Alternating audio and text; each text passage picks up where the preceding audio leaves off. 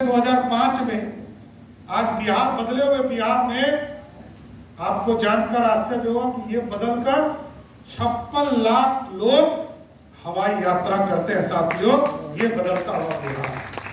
लेकिन आगे जो मोदी जी का टारगेट है, नीतीश कुमार जी का टारगेट है साथियों, ये 56 लाख को 2 करोड़ में बदलना।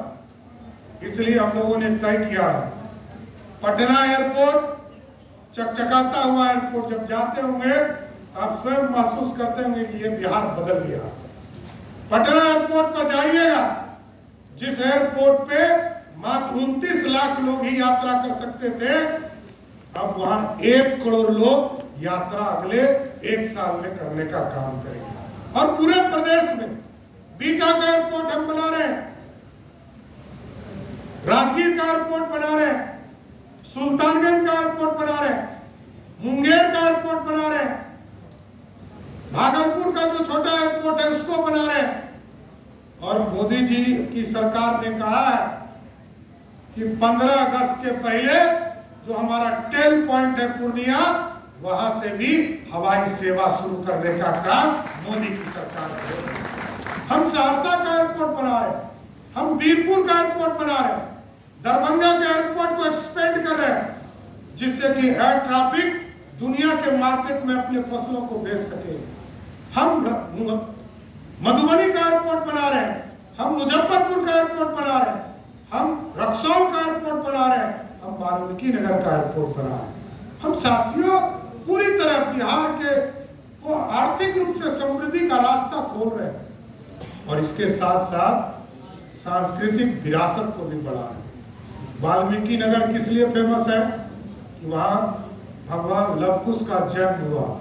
वहां पर भी एक भव्य लवकुश स्मारक बनाने का काम बिहार और भारत की सरकार कर रही है। हम हरिहरनाथ, बाबा हरिहरनाथ का पूरा कॉरिडोर बनाने जा रहे हैं, जिससे कि पटना में एक दर्शन का एक बड़ा केंद्र बन सके। और हम लोगों ने जो बाबा विश्वनाथ कॉरिडोर जिसने बनाया है उसी को यह काम दिया है। हम गया जी में जहां पिंड दान करते हैं, लाखों करोड़ों लोग प्रत्येक साल आकर पिंड दान करते हैं, उसको कॉरिडोर बना रहे हैं। हम बोध गया में गौतम बुद्ध का कॉरिडोर बना रहे हैं, हम महावीर जी का कॉरिडोर बना रहे हैं। और आपको 2 ऐतिहासिक धरती बताना चाहता हूं सर। जब 2024 के चुनाव के बाद आपके आशीर्वाद से, आपके सहयोग से नरेंद्र मोदी जी तीसरी बार प्रधानमंत्री बने, तो पहला जो बिहार में आकर उन्होंने काम किया, जिस नालंदा पे हम गौरव करते थे, जहां हम सुनते थे कि 90 लाख किताबों को जलाने का काम किया, उस नालंदा के यूनिवर्सिटी का उद्घाटन करने का काम मोदी और नीतीश कुमार ने किया था। और आगे भी अभी पार्लियामेंट खुलने वाला है, हम लोगों ने जमीन अधिग्रहण का काम किया। उसी दिन में हमको ये निर्देशित किया प्रधानमंत्री जी ने कि आप जाओ और विक्रमशिला के भी चीजों को स्थापित करो। तो भागलपुर में जो विक्रमशिला का अवशेष जहां पर है, खंडर जहां पर, उसके बगल में हम लोगों ने जमीन चिन्हित कर लिया है और आदरणीय प्रधानमंत्री जी से आग्रह किया है कि जल्द से जल्द इसकी भी शुरुआत की जाए। तो आपको आश्वस्त करते हैं कि अगले 3 महीने में भी विक्रमशिला यूनिवर्सिटी भी रूपरेखा में आने का काम करेगा। गौरवशाली इतिहास, यही तो लौटाना है, यही बिहार था, मगध था।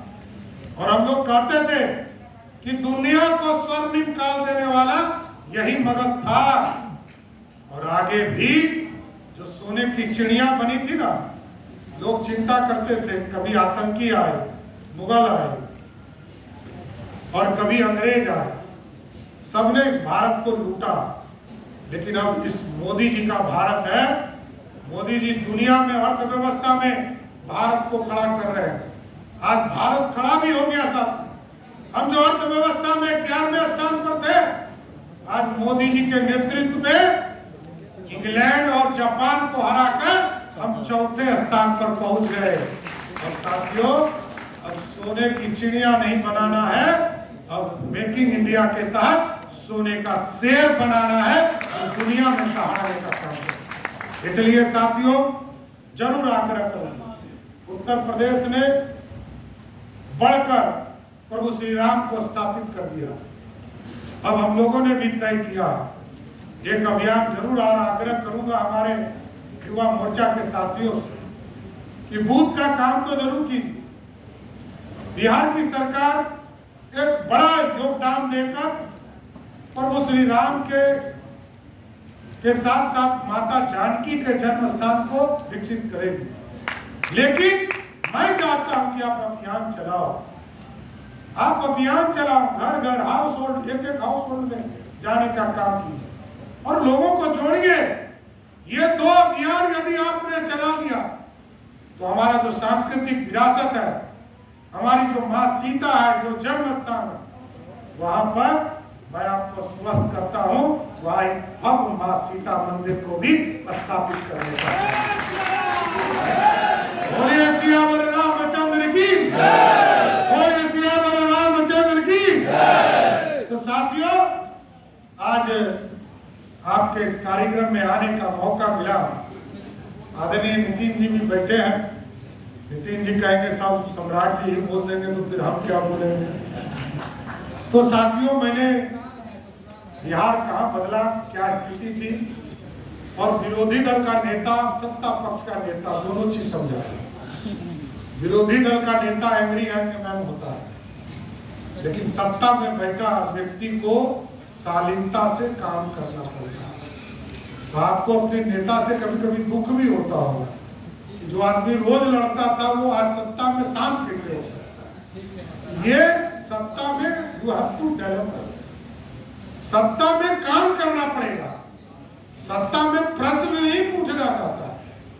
तो जो ऑपोजिशन में बैठिएगा उसका काम है प्रश्न करना, और सत्ता में बैठा व्यक्ति को जवाब देना पड़ेगा कि कैसे हम इस काम को करेंगे। इसलिए आज मॉक पार्लियामेंट में आप लोगों ने बुलाया। मैं अध्यक्ष जी को और पूरी टीम को धन्यवाद देता हूं। इसी तरह बुलाते रहिए और भारतीय जनता पार्टी को श्रेष्ठ बनाते रहिए। बहुत बहुत धन्यवाद।